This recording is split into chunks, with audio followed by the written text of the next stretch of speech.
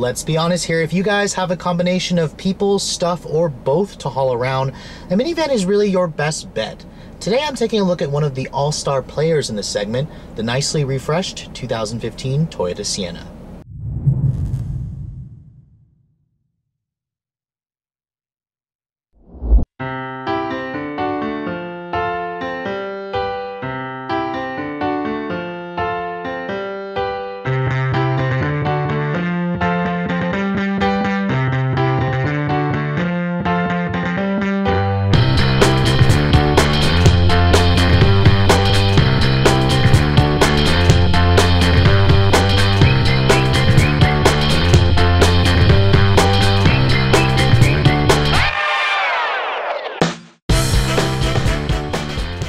Now, minivans haven't had the best reputation here in the US. On one spectrum, buyers that are very loyal to a van love their usefulness, their utility, their practicality, their spaciousness. On the other hand, there are some buyers, mainly driving enthusiasts and normal everyday consumers, that hate the kind of soccer mom image that a minivan portrays when you're seen piloting one. Today I'm taking a look at one of the all-stars in the segment, a 2015 Toyota Sienna SE Premium. Now, when I say all-star, really the vans that a lot of people come to mind is the Toyota Sienna and the Honda Odyssey. Now, even though these two vans are not the original minivan player in the segment, that title belongs to the Chrysler Town & Country and Dodge Grand Caravan, the Sienna and Odyssey constantly outsell those two vehicles based on consumer reports. Dodge and Chrysler do a lot of fleet sales. However, when it comes to repeat loyal buyers, the Honda Odyssey and Toyota Sienna are the tops in the segment. Now, the segment itself has been shrinking. Kia actually brought a little bit of life to the segment when they reintroduced the redesigned 2015 Sedona minivan. That's a different review. However, in an effort to keep the Sienna more competitive in the segment, Toyota has given the van a nice refresh. Now, what you're looking at is actually the third generation Sienna. The original one came to the US in 1998 as a replacement for the rear-drive four-cylinder Previa, which didn't always do well with traditional American buyers in the sense that it wasn't front-wheel drive like its competition. Now, this particular third generation has been around since 2011, the same time the Honda Odyssey was redesigned. And for 2015, Toyota's given the van a subtle refresh. On the outside, you're really not going to notice any differences. The Sienna still comes in 5 different trims, ranging from base L, LE, SE like my tester, XLE, and then luxurious limited trim. Now, the Sienna doesn't come in 2 different sizes, it only comes in one size. It's about the same size as the long wheelbase Dodge Grand Caravan, which Dodge only offers that vehicle in one size now as well. Looking at the front of the vehicle, you can tell this is an SE model based on the unique styling cues. The SE rolls in a lot of sporty styling elements that you typically don't find on a minivan. You see the front end has these darkened projector headlights with the LED running lights. That's standard on SE models only. If you guys want the LED running lights, you have to go for for a limited trim, or either the SE or the limited trim offers those LED running lights. The only van in this segment to do so. Now, another thing you're going to notice, the sport mesh grille, the front lower body kit around the front, the sides, and the rear. It gives this van a pretty menacing look, to be honest. Even though it is still a van, I applaud Toyota for trying to make it look a little bit more interesting. Certainly the sportiest looking van on the segment for me. Coming around the side, these 19-inch wheels come standard on the SE. It's the largest diameter wheels you can find on a van. Its competitors, the Sienna's competitors typically only offer an 18-inch wheel as the largest offering. Now, the Sienna stretches about 200 inches long, so it's about the size lengthwise of a Tahoe or a Yukon, for example. Its wheelbase is about 119 inches long. It's a pretty big vehicle. These aren't necessarily minivans, they're pretty large vans, and they do have a lot of space to haul your kids and your stuff. Now, looking at the back of this particular tester, you can see the SE model sports these slightly ricey looking clear lens LED taillights. They give the car certainly a unique look. The taillights actually aren't any different versus the 2011 to 2014 models. If you guys look at an X or a base or an L, LE, or XLE or limited trim, the van has slightly updated taillights as opposed to the SE, which are just carry over. Now, overall, I think the van certainly looks like a van. I actually, if you're going to ask me which van looks better, the Odyssey or the Sienna, honestly, they're both vans. I do appreciate the Sienna's hidden rear sliding door tracks, where the Odyssey has, you can see exactly where the tracks are. I appreciate how Toyota has hid them at the bottom of the windowsill. Honda says they didn't do that because they were trying to add to the rear visibility. Honestly, though, if you look at the way these two vans look, they're about the same size. The Odyssey is a little bit lower, a little bit wider, whereas the Sienna looks more like a traditional van. It really depends on, you know, the buyer's taste. People typically don't buy vans because they make a styling statement, but again, I applaud Toyota for trying. But let's take a look at the interior, because that's exactly where a lot of minivan buyers are going to place a higher emphasis over exterior styling. Now for the inside of the 2015 Toyota Sienna, you can see Toyota has made a lot of changes for the 2015 model year to address a lot of the issues that I had, that a lot of consumers had with the 2011 to 2014 models. You can see my particular SE Premium has these nice supportive leather bucket seats with the contrast stitching. They do look nice, they're very comfortable to sit in, very important for a van like this. Now stepping inside the vehicle, it has a really great step in height. It's basically as tall as your average compact SUV, and that's another feature that a lot of minivan buyers really appreciate. Now, my particular SE Premium rolls in the push-button start with the smart entry. Here is the Toyota Key Fob. It's a pretty large key fob. It does feel a little bit better than that Camry that I showed you guys, although it does feel a little bit light and cheap. There's a lot of buttons you can see here. There's the button to open each side of the power door, the tailgate, the panic button. This vehicle does not have a remote start like that Camry Hybrid, however, that I showed you guys before. And nevertheless, all you have to do is put your foot on the brake and then push the button to start the engine. And then in typical Toyota fashion, you're hearing the company's corporate 3.5-liter 2GRFE V6 engine. It is the standard and only engine offering for 2015. When Toyota first introduced this generation Sienna, they offered a 2.7-liter 4-cylinder. It didn't really do well with sales, so Toyota killed that engine and offer only the V6, which is necessary for this type of vehicle. Now, shutting the door, it has a much more solid thunk than the 2015 Camry that I showed you guys. And you can see here, all the windows are automatic up-down for every window, so that's a nice feature to have. I'm glad to see Toyota isn't cutting corners there. Now, compared to the rest of the interior, you can see the materials in here have gone a little bit more upmarket to address the very cheap interior plastics of the 2011 to 2014 models that I showed you guys previously.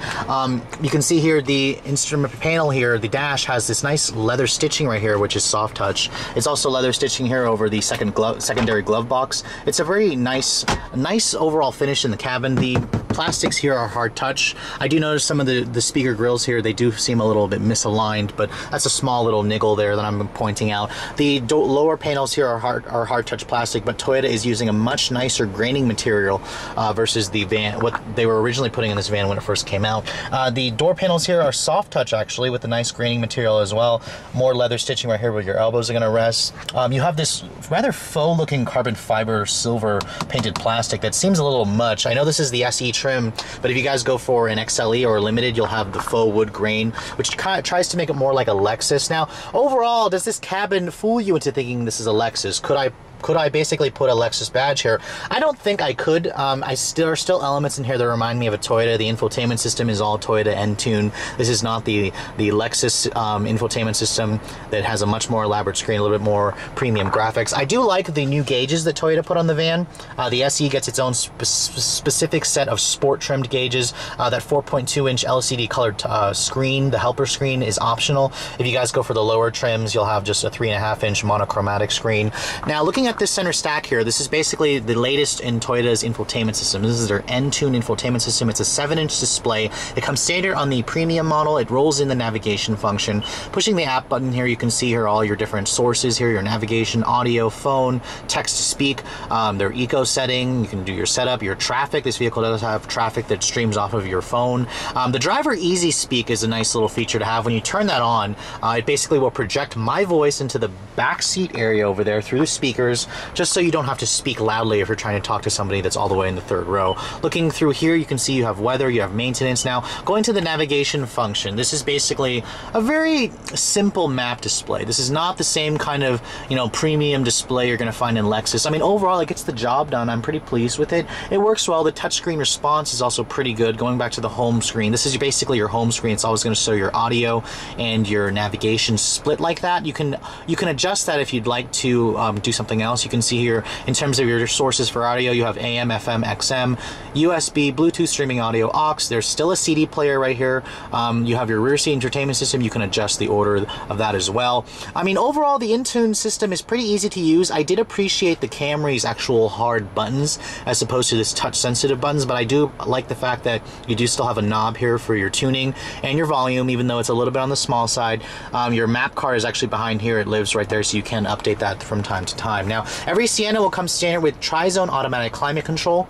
It's a nice feature to have as well. I like the simplified layout that Toyota has put here. When you put the vehicle in reverse via this 6-speed automatic shifter, you do have a nice backup camera. That's standard equipment on every Sienna, even the base models. There is no distance or trajectory. The upper trims will have the front and rear parking sensors. This SE, however, does not. Now, coming to the steering wheel here, you can see it has a lot of buttons. I do appreciate the stitching here. A leather-wrapped wheel will come on the LE and up trims with the stitching. I would highly recommend at least going for the LE. You can see you have your voice commands here, your Bluetooth controls, more controls here to adjust that infotainment or information display in between there. The sunroof comes with the SE Premium. There is no big sunroof like some of its competitors. The Sedona or the Quest offers the panoramic sunroof. Looking down here, you have a nice secondary glove box right there with some good space. It's lined. It's damped, not lined with felt. You have more cup holders here in typical van fashion. You have lots of storage areas. You can put a purse, a bag down there. Opening this, you have a nice storage compartment there to hide your stuff. It's pretty nice to have all these storage compartments, and it's one of the reasons why a lot of people are very loyal to the van segment, as it offers a lot more utility and space versus a more stylistic SUV. Now, power sliding doors actually come on the LE and up trims. It's one of the reasons why I would recommend you guys go for the LE. Now, you can see here the second row is basically as accommodating as the front seats. There's a lot of space in here for people who want to stretch out. Toyota even offers a special recline lazy boy chair on the upper limited trims, where an actual piece of the chair will fold out here like an ottoman, so it's nice to have. The seats themselves, they actually slide forward and back via these controls here. If you pull on this lever right here, you can see Toyota gives you an easy way to access the third row, which the third row itself is actually lined with a vinyl material as opposed to the real leather that's in the front and the second rows. The third row offers about 37 inches of legroom. Really, if you're going to have, if you're going to use the third row, a van really is the way to go. You can see here the access is huge. It's a pretty comfortable seating area. Looking at the third row here, you have cup holders, you have a little bit of storage underneath there, and then you can see Toyota gives you the nice sunshades on the third row and the second row that comes standard on LE and up trims. But anyways, nevertheless,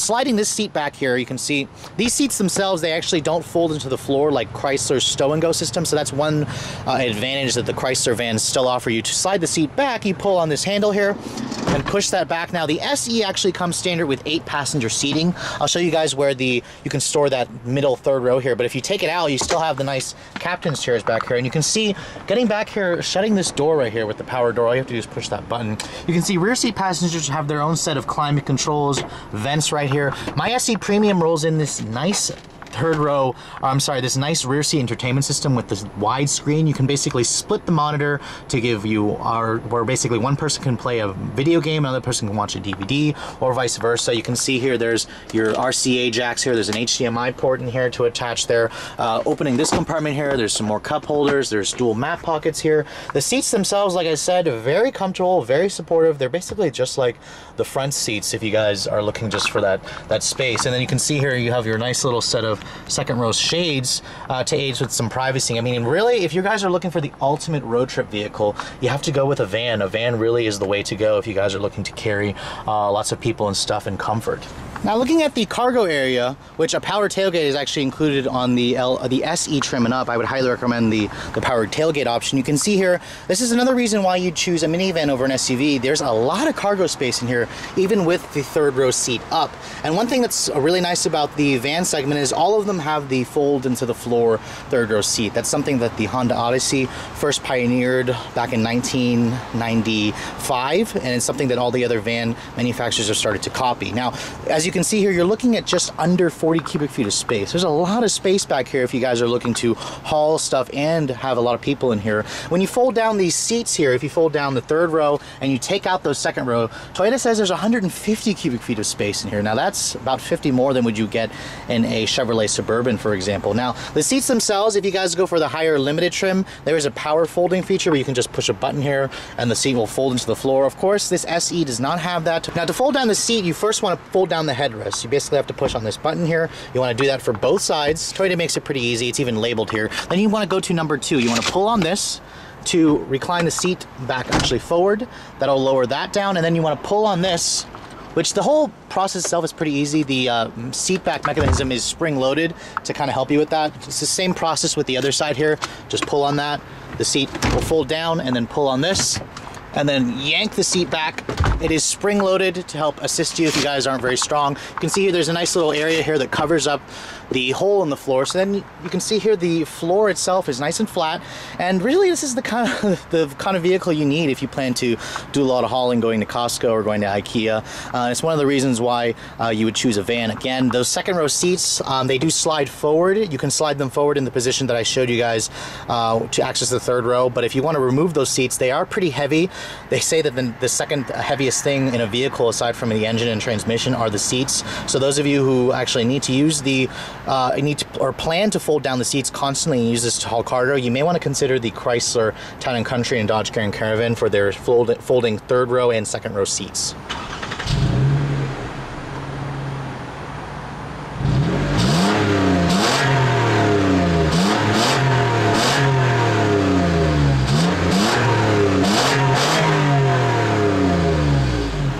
Under the hood of the Toyota Sienna, you're going to find the second most powerful engine in the segment. This is Toyota's corporate 3.5 liter 2GR FE double overhead cam V6 engine.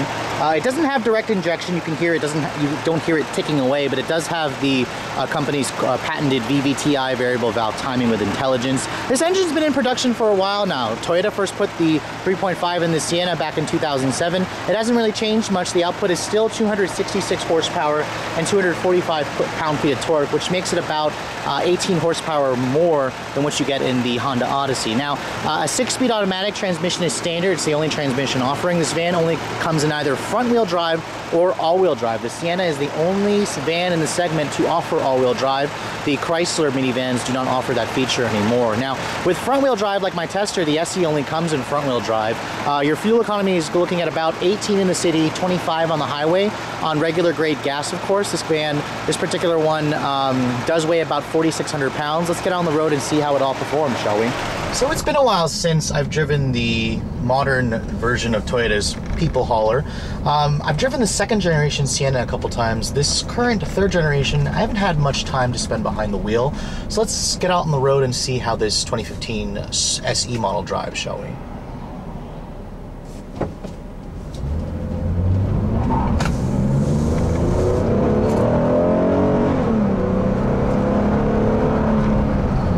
Now, my immediate impressions of the 2015 Sienna is that it feels very car-like. The old Sienna had a reputation for driving just like a bigger Camry, and this new one pretty much carries on that tradition. It does feel rather heavy. I mean, this is a big vehicle, much bigger than the first generation Sienna. If you guys are going from that first generation to this one, this is going to feel like a huge behemoth truck to you, but it's still relatively smooth. The SE model has somewhat of a more car-like feel versus the LE, XLE, and Limited from its sportier suspension tuning.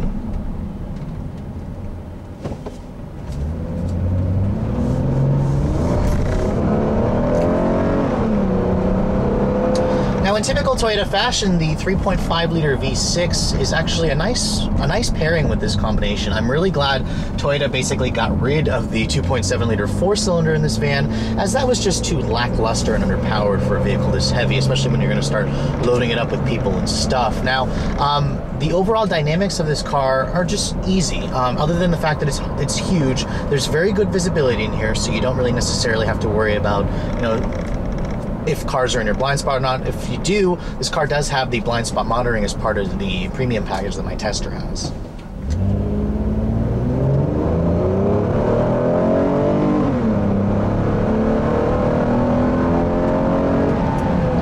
Now, with 266 horsepower on tap, this is pretty good power for a van. Now, I want to actually make a correction. In the engine portion of the video, I said that this was the second most powerful minivan. I actually forgot about the Kia Sedona that has 10 more horsepower than this. But, for an engine that's been in production for this long, Toyota's been using it for years, the 3.5 liter moves the Sienna out well.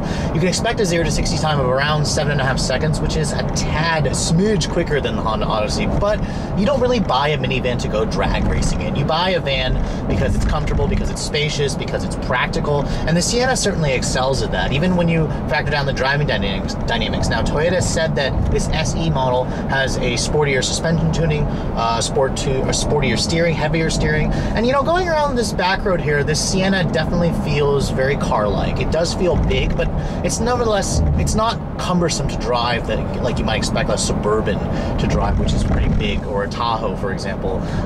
The Sienna kind of glides down the road very nicely. The ride quality is an area where I am a little bit concerned with. This SE model has somewhat of a stiffer ride, which if you like that stiffer suspension tuning, you're going to prefer this. However, I noticed that the vehicle tends to crash over bumps. It's those 19-inch wheels that really are transferring a lot of noise into the cabin, or just shocks into the cabin. In terms of the quietness, it's typical Toyota in here. It's pretty quiet. It's about the same as the Odyssey. However, if you guys are looking for a more softer ride, I'd probably say skip the SE and go for the XLE or LE or limited trims. Now, one area that I think Toyota could address is the transmission tuning. It is very much eager to seek its top gear, and it's a little bit slow to downshift. You really have to put your foot all the way to the floor to get this transmission to get out of its 6th gear and give you a little bit more of a lower gear so you can accelerate and pass people.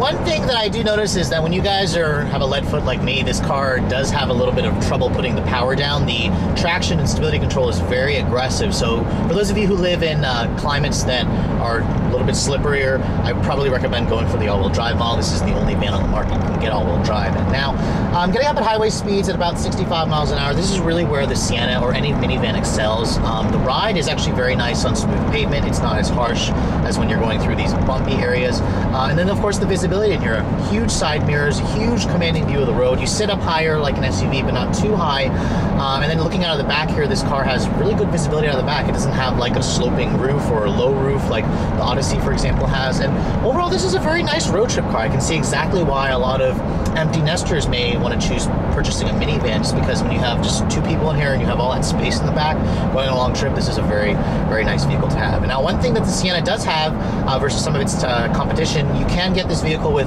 Toyota's adaptive cruise control, which will follow the car in front of you up to about 25 miles an hour. This vehicle also has their predictive forward collision warning and automatic braking.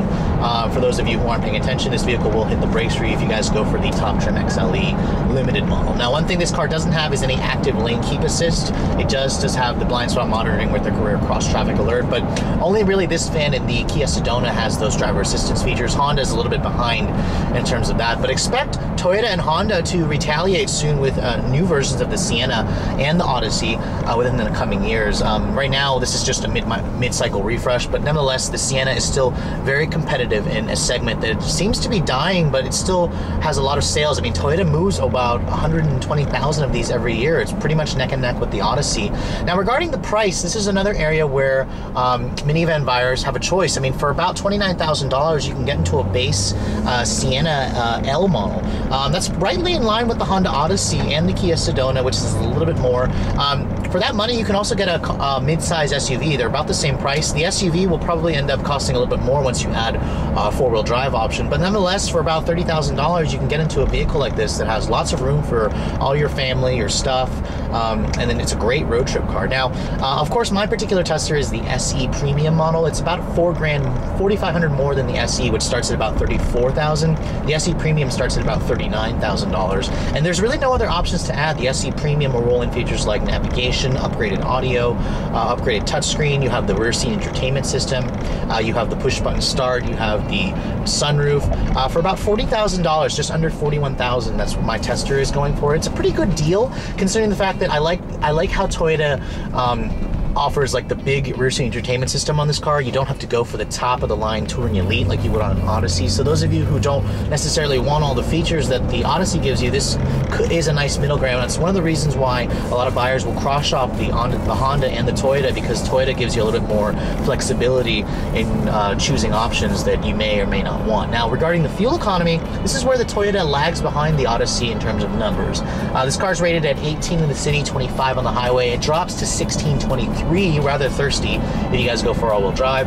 I've been averaging about 19 miles per gallon combined in mixture of city and highway. The most I was able to eke out on the highway was about 25 miles per gallon, so the EPA ratings are right in line. Now, the Odyssey is rated at 18 city, 28 highway, I'm sorry, 1928, which is pretty good numbers.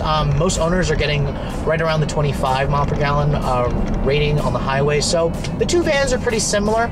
Really, it comes down to a push. If you guys are loyal to Toyota, you're going to buy the Sienna. If you're loyal to Honda, you're going to like the Honda. I would also recommend looking at the Kia Sedona. I would probably hold off on the Chrysler vans until the company redesigns those completely, or if you really just need the stow-and-go seating. But nonetheless, I hope you've enjoyed my overview of this 2015 Toyota Sienna SE. If you're in the market for a minivan, the two all-star players, the Sienna and the Odyssey, are really the ones to pick in this segment. Now, if you guys are looking to see the latest vehicles I'm testing, and make sure you follow me on Instagram, like us on Facebook, and keep subscribing to the YouTube channel for all the up-to-date latest reviews. Thanks so much for watching, guys. I'll catch you all in the next video.